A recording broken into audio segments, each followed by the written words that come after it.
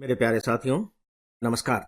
Friends, आज मैं आप सबसे कुछ छोटी छोटी खबरों पर बातें करूंगा। हालांकि खबरें तो हैं छोटी छोटी इस मायने में कि मैं उन पर थोड़ी थोड़ी बातें करूंगा।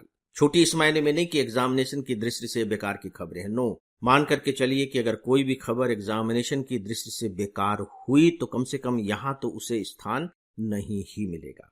छोटी इस मायने में कि सामान्य तरीके से ही मैं उनकी चर्चा करूंगा, उसके एक्सप्लेनेशन में नहीं जाऊंगा। तो इसके लिए फिर जरूरी है कि आप इन्हें केवल ध्यान से सुन लें, बात बन जाएगी। और छोटी खबरें इस मायने में भी कि ऐसी खबरों की जो ज्यादा संभावना होती है एग्जामिनेशन में आने की, वो प्री एग्जामिनेशन की होती है।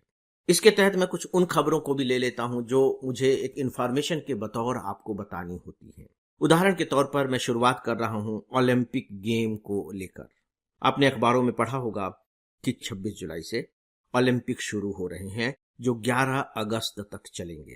क्या आप बता सकते हैं कि यह ओलंपिक कहां हो रहा है? यह ओलंपिक पेरिस में हो रहे हैं। अगर आपने टीवी चैनल देखा हो तो टीवी चैनल में दिखाया था कि हमारी जो टीम ओलंपिक के लिए जा रही है, हमारे प्रधानमंत्री जी से उस टीम ने मुलाकात की थी और प्रधानमंत्री जी ने उनसे बातचीत भी की है। एग्जामिनेशन में कुछ नहीं पूछा जाएगा इसमें से।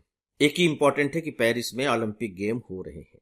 यहां मेरे बताने का पर्पस केवल इतना है कि आपको ओलंपिक गेम पर ध्यान देना है जब ओलंपिक गेम शुरू हो जाएंगे। और उसमें से खासकर अगर कोई विशेष रिकॉर्ड बनता है, किसी की बहुत चर्चा होती है, उस पर ध्यान देना है। साथ ही साथ जो हमारे भारतीय खिलाड़ी जो गोल्ड मेडल लेंगे, सिल्वर मेडल लेंगे, ब्रॉन्ज मेडल लेंगे, उनके बारे में थोड़ा ध्यान रखना है। उनका नाम क्या है, वो किस खेल से जुड़े हुए हैं, बस आप केवल ध्यान भर रखेंगे थोड़ा सा तो अपने आप में सफिशिएंट होगा। यहां मैं एक बात आपको और बताना चाहूंगा। इससे पहले मैं इसके बारे में बात कर चुका हूं, आपको जानकारी भी होगी, मैं दोहरा देता हूं कि भारत ने बकायदे 2036 के ओलंपिक खेलों की मेजबानी के लिए अपना दावा पेश किया है कि 2036 में हम ओलंपिक गेम अपने यहां कराएंगे। लेट अस सी कि क्या होता है। दोस्तों, इसी के साथ ही मैं एक बात और आपको बताना चाहूंगा कि आपने अखबारों में पढ़ा है कि हमारे प्रधानमंत्री जी रशिया दौरे पर हैं, रूस के दौरे पर हैं। अखबारों में आना इसके ऊपर शुरू हो गया है कि रूस के साथ हमारे क्या संबंध है, कैसे हैं। यदि आप चाहें तो उन्हें पढ़ सकते हैं। वैसे ऑनलाइन लेक्चर्स के तहत बाकायदे रशिया के साथ जो हमारे संबंध है अभी तक के, वो आपको सुनने को मिल जाएंगे। लेकिन फिर भी बेहतर होगा कि आप थोड़ी सी नजर मार लें, इससे चीजें रिवाइज हो जाती है। रशिया का ये जो ट्रिप है प्रधानमंत्री जी का, इस मायने में बहुत महत्वपूर्ण है कि भारत एक प्रकार से यूं कह लीजिए कि विदेशी मामलों में बहुत ज्यादा संतुलन साध कर चल रहा है। देखिए, रूस ने यूक्रेन पर अटैक कर रखा है। हमने अभी तक रूस की सीधे सीधे आलोचना नहीं की है। हाँ, हम ये जरूर कहते हैं कि जो है बातचीत से मामला सुलझा लेना चाहिए। तो रूस के साथ हमारा संतुलन बना हुआ है। इजराइल के मामले में भी आप देखिए कि रूस इजराइल के साथ नहीं है, हम इजराइल के साथ है, फिर भी हमने अपना संतुलन बना रखा है। हम अमेरिका की तरफ कितना ज्यादा झुक चुके हैं, अमेरिका के साथ सबसे ज्यादा हमारी भागीदारी हो रही है, व्यापार की भी और दूसरी चीजों की भी। लेकिन रूस के साथ हमारा संतुलन बना हुआ है और ये बहुत बड़ी बात होती है। रूस से हम रक्षा सामग्री सबसे ज्यादा अपने यहाँ मंगाते थे, अब उसमें धीरे धीरे कमी आती चली जा रही है। उसके दूसरे रीजन है, दूसरे देशों से हमने मंगाना शुरू कर दिया है और हमारा जो स्वदेशी उत्पादन है वो तो कई गुना ज्यादा बढ़ ही गया है। इसके बाद भी जो हमारे संबंध हैं रूस के साथ अच्छे बने हुए हैं, मित्रता के संबंध हैं और हमारी जो मित्रता है वो बहुत ही पुख्ता है। अब प्रधानमंत्री जी के साथ क्या बातचीत होगी, आगे की किस तरह की संभावनाएं बनेंगी, डेफिनेटली इस पर आर्टिकल्स आएंगे। मैं आपको अभी से सतर्क कर देता हूं कि आप उन पर अपनी नजर बनाए रखें। मैं तो खैर आगे बात करूंगा ही। दोस्तों, एक और बड़ी खबर यह है कि आपको मालूम है कि ईरान के जो पहले के राष्ट्रपति थे, प्लेन क्रैश में उनकी मृत्यु हो गई थी। इसके बाद फिर वहां चुनाव हुए। ईरान की बात मैं कर रहा हूं। ईरान किस तरह का देश है, कुछ जानकारियां आपको होंगी। सबसे पहली बात तो यह है कि इस्लामिक देश है। चलिए कोई बात नहीं, दूसरे भी बहुत से इस्लामिक देश है, लेकिन वो लिबरल है, उदारवादी है। ईरान ऐसा नहीं है। ईरान बहुत ही ज्यादा कंजर्वेटिव कंट्री है। जैसे देख लीजिए, हिजाब पहनना कंपलसरी है, बहुत जरूरी है। हिजाब के खिलाफ वहां इतने लंबे समय से आंदोलन चल रहा है, बहुत ही जबरदस्त आंदोलन चला। जनता और आर्मी के बीच मुठभेड़ भी हुई। इसी दौरान ईरान के जो एक सुधारवादी नेता हैं, उनका नाम है मसूद पज़शकियान। मैं रिपीट कर रहा हूं, मसूद पज़शकियान। उन्होंने बाकायदे बाकायदे कट्टरपंथी सरकार के खिलाफ बयान दिया, यानी कि वहां की जो अभी सरकार है वो कट्टरपंथी है, उसके खिलाफ बयान दिया। राइट। मैंने इससे पहले कहा ना कि राष्ट्रपति के वहां निधन हो गया था, राष्ट्रपति के चुनाव हुए, और सबसे बड़ी बात है वो ये कि ये जो मसूद पज़ेश्कियान है, ये इस चुनाव में विजयी हुए, इस चुनाव में इन्हें जीत मिली। और ये बहुत बड़ी बात है, एक कट्टरपंथी राष्ट्र में एक सुधारवादी लीडर का जीतना ईरान में बदलाव की बहुत बड़ी कहानी कह रहा है। वहां के जो युवा लोग हैं वो कट्टरपंथ का जबरदस्त रूप से विरोध कर रहे हैं। अब उन्हें अपना लीडर मिल गया है, और बाकायदे जब ये चुनाव लड़ रहे थे तो उन्होंने कुछ वायदे किए। जैसे उन्होंने ये कहा कि नहीं, ये कट्टरपंथी ये जो स्थितियां हैं इन्हें मैं बदलूंगा। ईरान पर बहुत से देशों ने प्रतिबंध लगा रखा है, इनके कट्टरपंथी नीति के कारण बहुत से देशों ने प्रतिबंध लगा रखा है, जिसमें अमेरिका भी है। भारत को भी उसका खामियाजा कुछ न कुछ तो भुगतना पड़ता ही है। तो इन्होंने सीधे सीधे कहा है कि नहीं, मैं कोशिश करूंगा कि जो ईरान अभी तक प्रतिबंधों का सामना कर रहा है, विश्व बिरादरी से बिल्कुल अलग थलग पड़ गया है, मैं प्रतिबंधों को दूर कराऊं और विश्व पटल पर एक बार फिर से ईरान को दूसरे राष्ट्रों से जोड़ूं। इस तरह के वायदे इन्होंने किए हैं। और फिर यह भी कहा है कि यदि मैं ऐसा नहीं कर सका तो मैं अपना पद छोड़ दूंगा। इसका मतलब है कि डेफिनेटली ये कुछ न कुछ करके दिखाएंगे।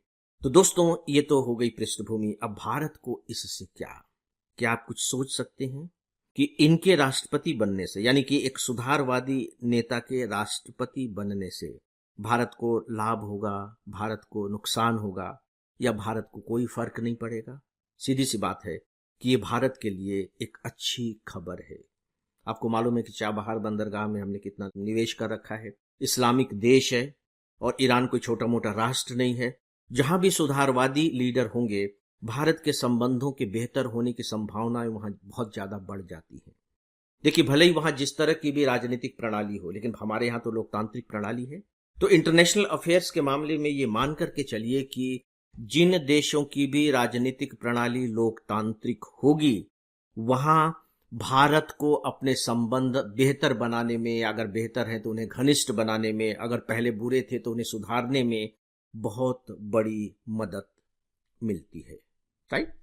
नेक्स्ट जो खबर है, एक तूफान का नाम आपने अखबारों में पढ़ा होगा कुछ दिनों से, बेरिल तूफान। बेरिल, पिछले 2 सालों से तूफान के बारे में क्वेश्चन नहीं पूछे जा रहे हैं। पिछले साल भी नहीं पूछा गया था, इस साल भी नहीं पूछा गया, लेकिन इससे पहले कि अगर आप 3-4 साल पुराने पेपर उठा करके देखें तो हर साल तूफान के ऊपर कोई ना कोई प्रश्न आता ही था। यह तूफान है, उसका नाम किस महासागर में उठा, किस देश को इसने प्रभावित किया, इस तरह के प्रश्न होते थे। 3-4 तूफान के नाम दे देते थे और उनके सामने युग्म बना दिए जाते थे। लेकिन अगर पिछले 2 सालों से नहीं पूछा जा रहा है तो हमें यह निष्कर्ष कतई नहीं निकालना चाहिए कि आगे भी नहीं पूछा जाएगा। कुछ ऐसे जो महत्वपूर्ण तूफान होंगे, मैं डेफिनेटली उनकी चर्चा आप सबसे करूंगा। तो ये जो तूफान है, बेरिल तूफान, ये मैक्सिको में आया है। यूएसए में भी आया था, अमेरिका में भी इसने काफी नुकसान पहुंचाया है। तो बस इतना ही आपके लिए फिलहाल पर्याप्त होगा। दोस्तों, एक जो बहुत ही महत्वपूर्ण खबर है, ये मुख्य परीक्षा की दृष्टि से ज्यादा महत्वपूर्ण मालूम पड़ रही है मुझे, कि रक्षा उत्पादन के क्षेत्र में जो मेक इन इंडिया नीति को लागू किया गया है, उसके बहुत ही सकारात्मक परिणाम हमारे सामने आए हैं। आपको मालूम होगा कि जब भारत ने उदारीकरण की नीति अपनाई तो ऐसा नहीं था कि सारे क्षेत्रों को उन्होंने ओपन कर दिया था, ऐसा नहीं किया था। हमने रक्षा को हमने अपने पास रखा था, यानी कि रक्षा के क्षेत्र में जो भी उत्पादन होगा, अंतरिक्ष के क्षेत्र में जो कुछ भी होगा, वो भारत सरकार करेगी, पीएसयू करेगी, जिसे हम पब्लिक सेक्टर यूनिट कहते हैं। लेकिन धीरे धीरे हम खोलते चले गए, दरवाजे खोलते चले गए, और रक्षा उत्पादन और अंतरिक्ष के भी दरवाजे खोल दिए गए। आपको मालूम है कि रक्षा उत्पादन में भी अब प्राइवेट कंपनियां हैं और अंतरिक्ष के क्षेत्र में भी अभी प्राइवेट कंपनियां आ गई हैं, और स्टार्टअप तो वहां कमाल ही कर रही हैं। तो रक्षा उत्पादन में भी अब दोनों के ही आंकड़े मैं आपको देने जा रहा हूं, यानी कि जो पीएसयू ने और जो प्राइवेट कंपनी ने मिलकर कमाल किया है। 2023-24 के वर्ष में जो रक्षा उत्पादन हमारा हुआ है वो 1.27 लाख करोड़ रुपए का हुआ है। 1.27 लाख, बोलचाल की भाषा में आप कह सकते हैं आसान के तौर पर 1.25 लाख करोड़ रुपए का उत्पादन। और यह जो उत्पादन है, यह पिछले वर्ष की तुलना में 16.8% ज्यादा है। और पिछले 5 वर्षों से लगातार हमारा जो रक्षा उत्पादन है वो बढ़ता चला आ रहा है। अखबारों में भी आपको बीच बीच में इस तरह के आंकड़े मिल रहे होंगे। और केवल इतना ही नहीं है, बल्कि हमारा जो रक्षा सामग्री का जो निर्यात है वह भी काफी बढ़ गया है, काफी बढ़ गया है। और 2023-24 में हमने लगभग 21,000 करोड़ रुपए का निर्यात किया है। यह अपने आप में बहुत अधिक संतोषजनक है। दोस्तों, अभी मैं जो रक्षा उत्पादन की बात कर रहा था, मुख्य परीक्षा में इस तरह का प्रश्न बन सकता है कि भारत रक्षा उत्पादन के क्षेत्र में लगातार आगे बढ़ता चला जा रहा है, इससे भारत को क्या लाभ हो सकता है। इस तरह का सामान्य सा ही प्रश्न पूछा जाएगा, बहुत जटिल प्रश्न नहीं होंगे। तो दोस्तों, ये थी कुछ बहुत ही महत्वपूर्ण खबरें जो छोटी थी लेकिन कतई कम महत्वपूर्ण नहीं थी। आज बस इतना ही, और इसी के साथ ही दोस्तों आज के इस डेली ऑडियो लेक्चर को अब यहीं समाप्त करता हूं। नमस्कार।